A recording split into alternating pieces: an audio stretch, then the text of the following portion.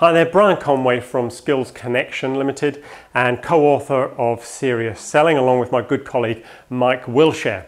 And in this video post today, I want to talk about a section from our Advanced Objection Handling course. Now, a lot of salespeople do find handling objections to be a bit of their nemesis, really, when it comes to selling. It's often seen as the point where a sale can fall apart.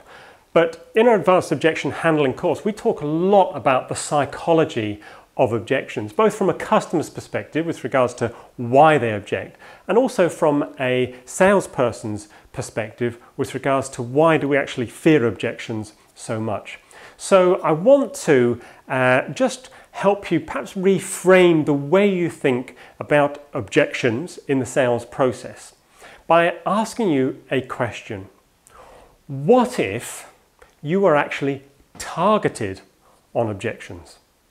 So what I mean by that was, let's say your sales manager says that for every objection you get in a sales meeting, you get a $1,000 bonus.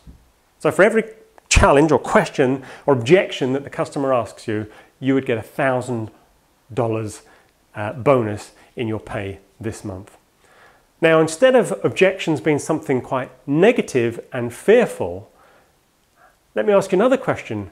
How much pleasure would they now create for you? And in fact, how soon in the sales process would you actually want them to come up in the conversation? And I would suspect practically immediately. You'd almost go into a conversation with a client asking them, so have you got any objections for me today? Because you know that the more you get, the more money you would make.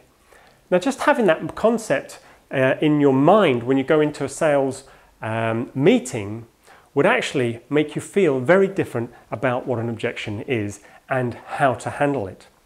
So you could go into a business meeting, and in fact, one of the techniques that we teach is to be proactive with the objections that you think may come up, to actually use it as a pre-closure to any sales activity you might do.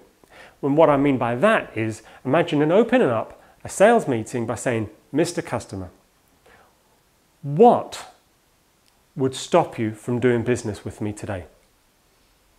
Right? Mrs. Customer, what would stop you doing business with me today? Now that basically is the invite to the customer to give you all the objections that they might have, all the reasons they would not do business with you. So what would be wrong with that? You now know exactly the things that you need to address to win the business. So I just want you to start thinking about objections as a good thing, as a positive thing, and as something that can help you close business, find opportunities, and make more money, rather than be something that's negative and that can actually derail a sale right at the end of the sales process. So be proactive. Imagine you are going to get paid for every objection you get, and go out there and ask your customers to give you the reasons why they wouldn't buy.